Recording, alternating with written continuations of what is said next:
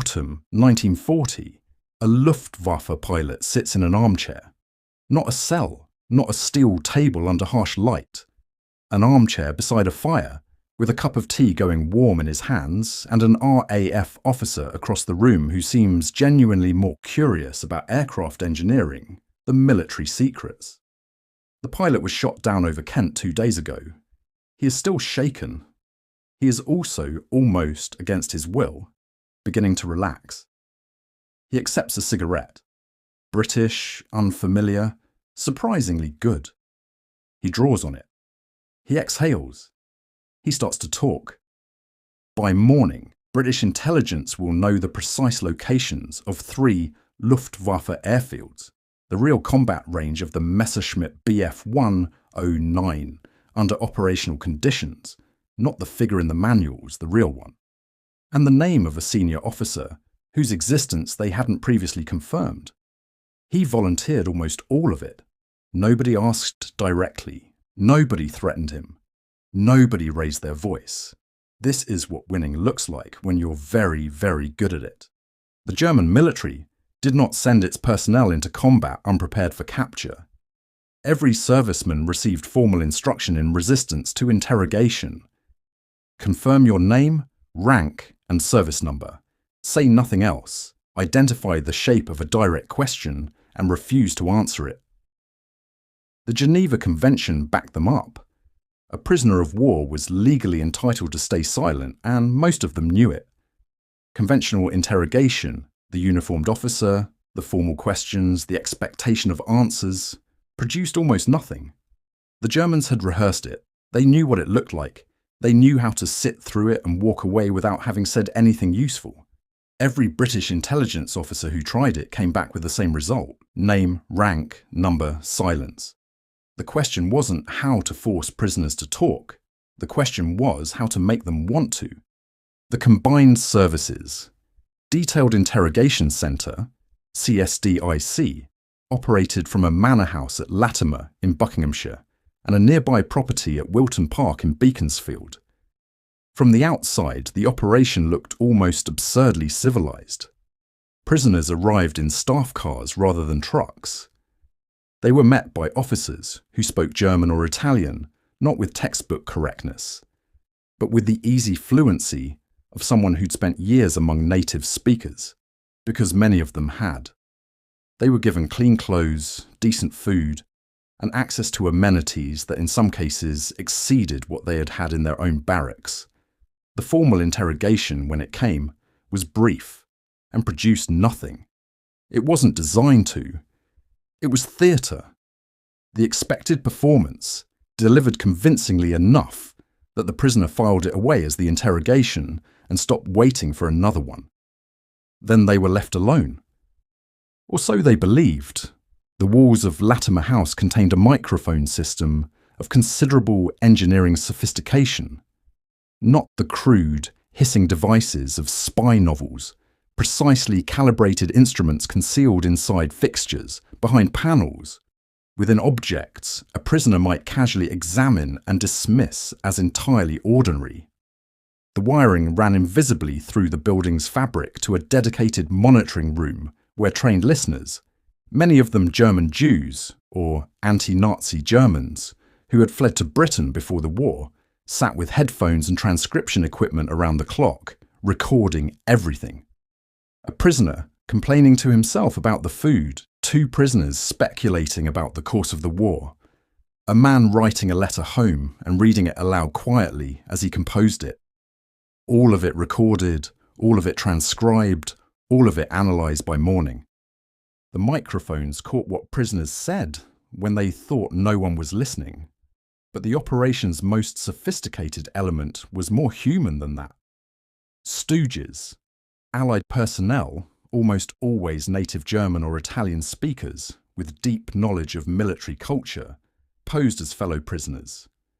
A newly arrived Luftwaffe pilot might find himself sharing a room with a cheerful, plausible Oberleutnant who had apparently been at the centre for several weeks. The stooge would grumble about the food, share gossip, express carefully calibrated frustrations One's designed to invite commiseration, to create the emotional texture of two men in the same predicament talking honestly with each other. They were exquisitely trained. They knew the slang, the hierarchy, the inside references that distinguish genuine combat veterans from imposters.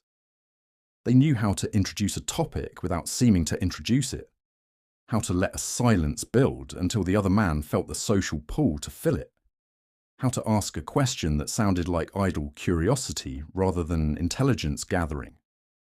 The cigarettes, offered freely throughout, were not incidental. Nicotine lowers inhibition. The ritual of lighting up, the pause, the shared flame, the mutual exhale, slows conversation, creates intimacy, and quietly, measurably dissolves the psychological posture a man maintains when he believes he is under scrutiny. CSDIC records suggest that some of the most operationally significant intelligence obtained at the centre was delivered in precisely these moments. Two men, sharing cigarettes in a warm room, one of them relaxing, one of them working. The intelligence was not marginal, it was not supplementary.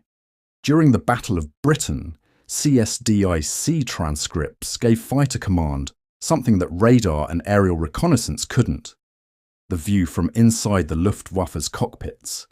Pilots who believed they were speaking privately disclosed the real performance figures of their aircraft, the real state of morale in their units, and, most valuably, the gap between what German propaganda was claiming about the air campaign and what Luftwaffe personnel actually believed about how it was going.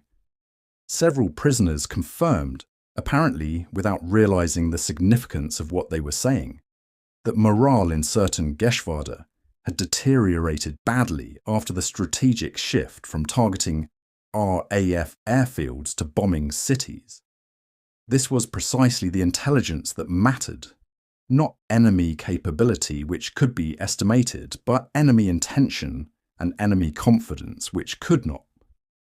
In the North African and Italian campaigns, the operation expanded to accommodate prisoners from multiple nations. Italian officers, whose resistance training was generally less rigorous, proved particularly forthcoming.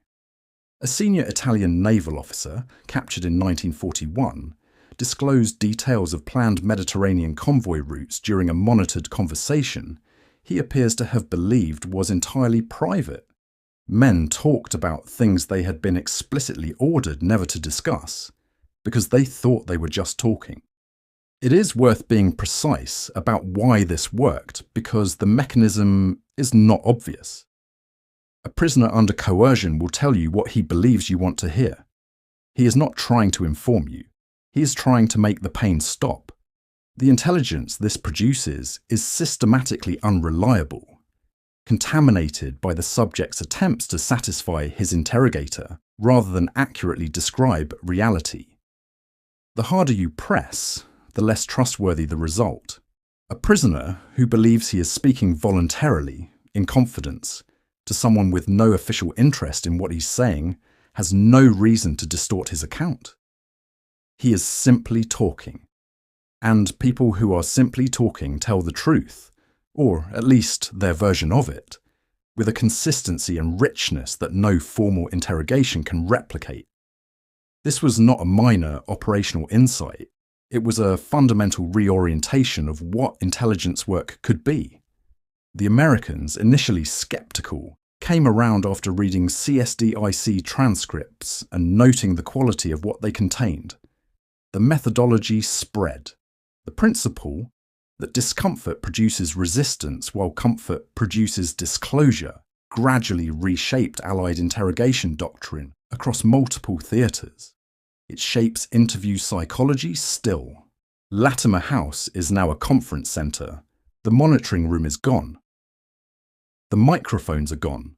The carefully routed wiring has been buried under decades of renovations. There is no memorial, no permanent exhibition, no plaque that explains what the building once was.